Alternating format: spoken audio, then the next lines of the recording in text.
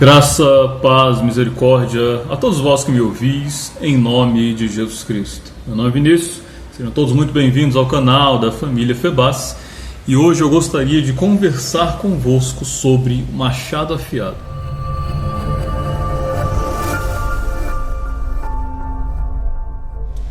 Aleluia! Para nós iniciarmos a nossa meditação, como de costume, vamos fazer a leitura das Escrituras Sagradas lá em Eclesiastes capítulo 10, simplesmente o versículo 10, está escrito assim: se o machado está cego e não for afiado, é preciso muita força. É mais vantajoso usar sabedoria. Mais uma vez, se o machado está cego e não for afiado, é preciso muita força. É mais vantajoso usar sabedoria. Salomão aqui, ele nos traz uma figura, ele nos traz uma metáfora de uma situação, que pode e naturalmente acontece, fisicamente falando, e ele nos traz ali essa alegoria de um homem, de um trabalhador, que está, ou que ele tem a missão de cortar uma árvore. Imagine, pois, comigo neste momento, há uma empresa, ou há um homem que ele precisa por algum motivo derrubar uma árvore. E aí, ele tem a sua única ferramenta de trabalho, é justamente um machado poderoso, mas um machado. E esse machado que este homem utilizará, essa ferramenta que ele utilizará para derrubar essa árvore, ela não está afiada há muito tempo, talvez empoeirada e jogada em um galpão, mas ele ainda assim, ele não gasta tempo, ele não se empenha, ou não se preocupa em ver como estão as condições da sua ferramenta para cuidar dela, para afiá-la, para melhorá-la, de fato que o seu trabalho seja otimizado. Então ele simplesmente pega aquele machado no seu galpão, da forma como ele está, às vezes até um pouco empoeirado, enferrujado ainda e nem um pouco afiado, e ele vai rumo à sua empreitada, de cortar aquela árvore. Quando aquele homem chega para cortar a árvore, ele começa a desferir golpes com muita força ali naquela árvore. E é interessante que ele, na medida em que ele bate na árvore e vê que os cortes não vão sendo bem feitos, ele vê que ele está fazendo muito mais força do que costumeiramente ele deveria fazer, e está gastando muito mais tempo. Os seus braços começam a doer, as suas pernas começam a tremer, ele começa a ficar com fome, o tempo vai passando e a árvore não é derrubada, ele começa a achar esquisito porque as horas se passam. Às vezes até ele precisa demorar, um serviço que ele demoraria um dia apenas, ou até mesmo meio expediente, ele demora mais do que um dia para realizar aquelas coisas. E o tempo vai passando e ele, às vezes, enfim, consegue derrubar de fato aquela árvore, mas ele perdeu muito tempo, ele se desgastou muito e lhe tomou muito mais esforço do que ele imaginou que deveria ter. Só que se por outro lado, aquele trabalhador no início da sua jornada, no início da sua empreitada, ele não tivesse simplesmente removido a sua ferramenta, o seu machado, o seu galpão, mas ele observasse que o seu machado estava empoeirado, estava enferrujado, precisava ser afiado, ele o pegasse, o limpasse, ele tirasse toda aquela ferrugem, ele o afiasse, gastasse tempo, o tempo que fosse necessário, ainda que ele precisasse gastar 1 dia, 2 dias, 3 dias para afiar aquele machado, ele, como nos diz a escritura que nós lemos, ele usaria a sabedoria, porque está escrito, é mais vantajoso usar a sabedoria. Então, imaginemos que aquele homem, ele viu que o machado não estava em boas condições, ele viu que ele gastaria ali uns 3 dias para afiar aquele machado, mas ele pensou assim: nossa, se eu for trabalhar com esse machado desta forma, eu vou gastar ali uns 3, 4 dias para derrubar aquela árvore, sendo que eu poderia derrubá-la em meio dia, mas se eu gastar aqui 2 dias, 1 dia e meio, ou meio dia, quiçá, afiando, cuidando, preparando o meu machado para a peleja, para a empreitada que está diante de mim, por certo, eu conseguirei terminar de cortar aquela árvore apenas em meio dia.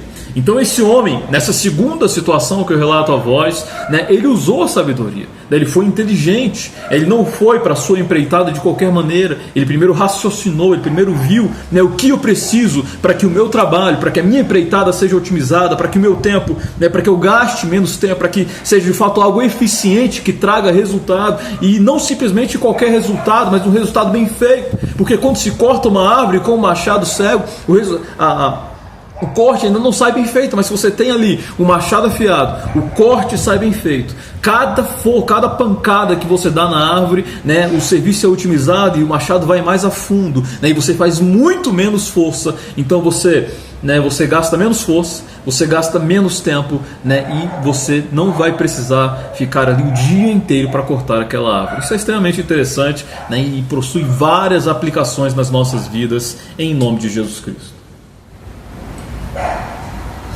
Agora, imaginemos, né, com base nesta parábola, né, digamos assim, do homem, do trabalhador com o seu machado cego e afiado, imaginemos, pois, a nossa vida. Imaginemos, pois, a vida de um cristão.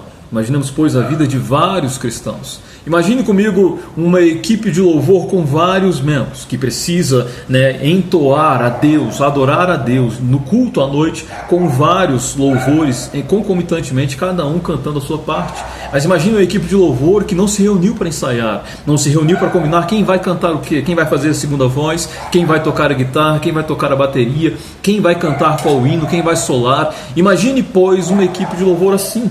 Por certo, quando de fato chegar a hora deles entoarem os hinos no culto,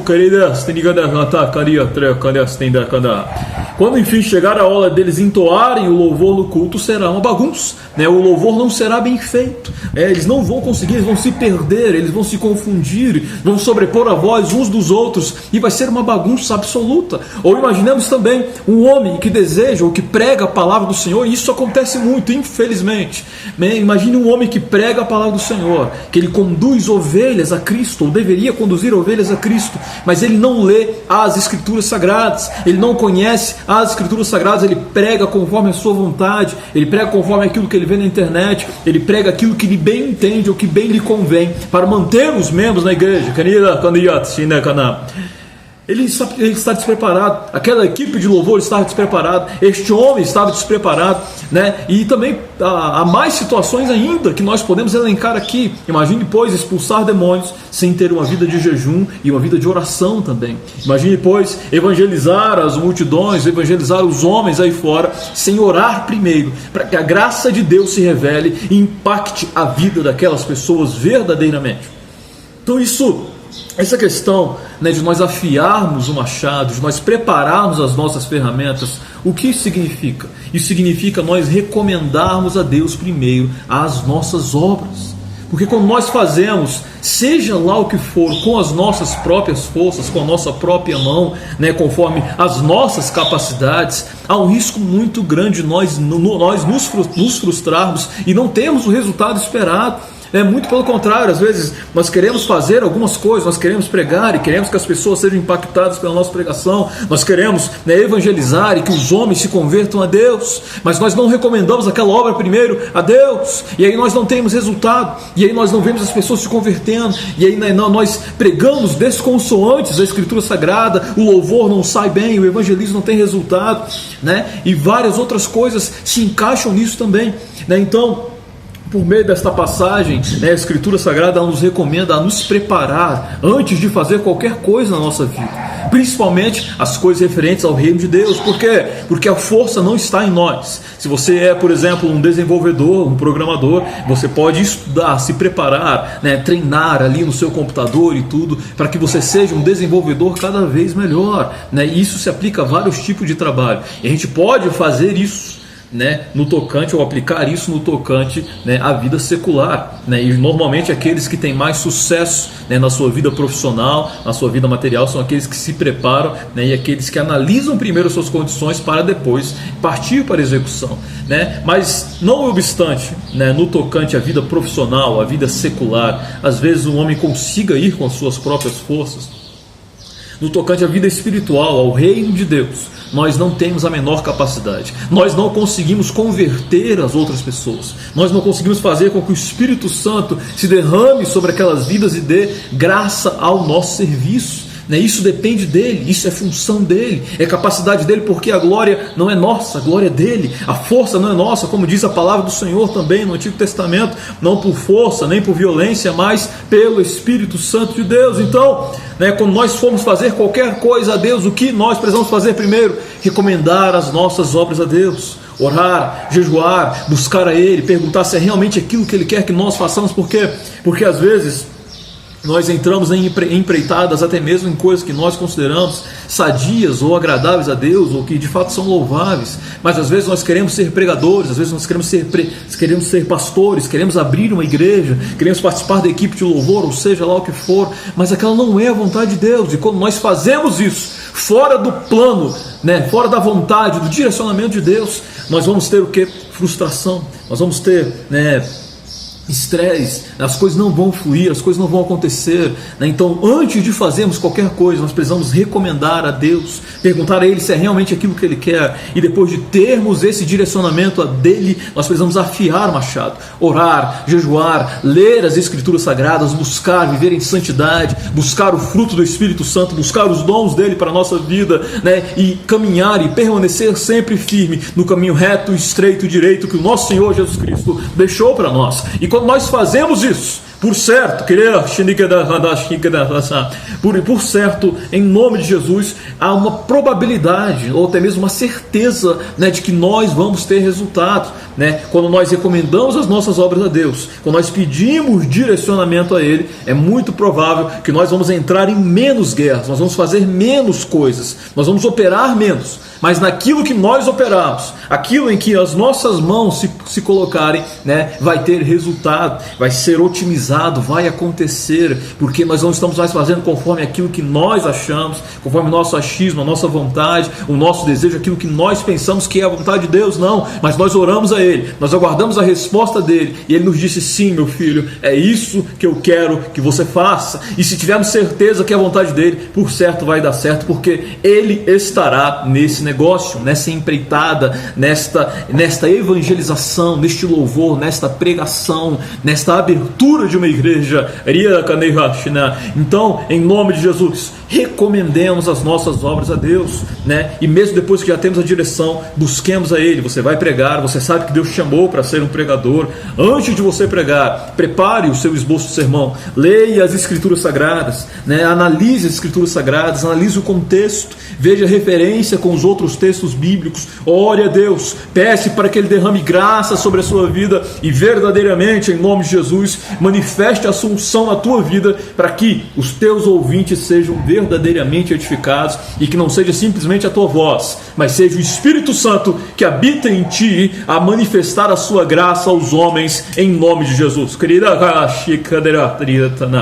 Então, em nome de Jesus, meus irmãos, recomendemos as nossas obras a Deus e mantenhamos sempre o nosso machado afiado, E nosso machado ele precisa estar constantemente afiado, porque ele, digamos assim, ele desafina, não sei a palavra ao certo, mas ele fica desafiado, ele fica cego, lembrei, ele fica cego muito rápido, Nós precisamos ter uma vida constante de oração.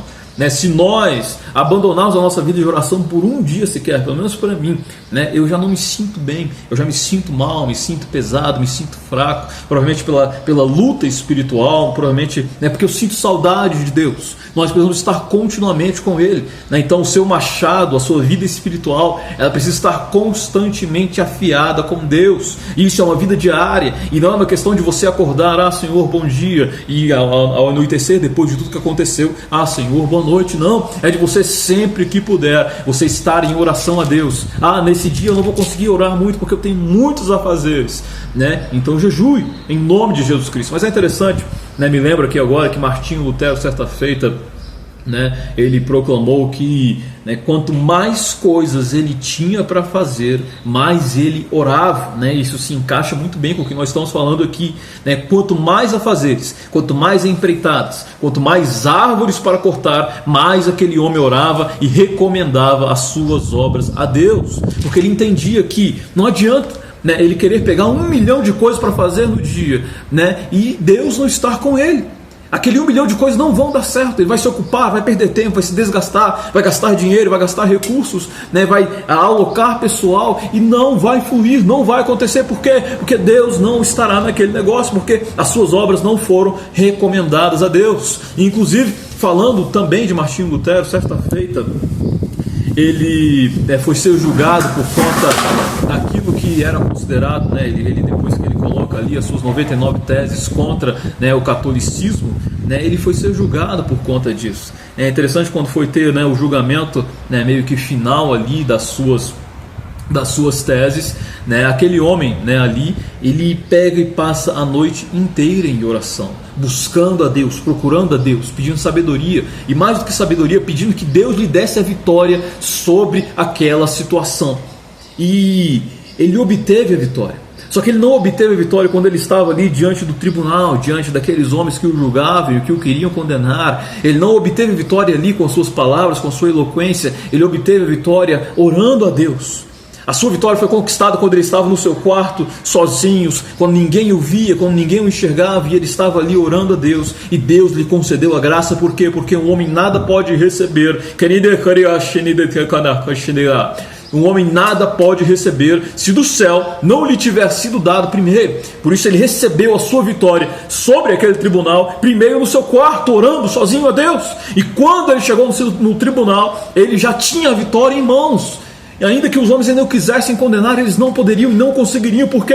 Porque Deus já havia decretado a vitória, né, sobre a vida de Martim Lutero. Ele já está vitorioso, ele já entrou no tribunal vitorioso. Ainda que ele não falasse, não abrisse a boca, ele seria vitorioso porque Deus decretou isso sobre a vida dele ali no quarto de oração.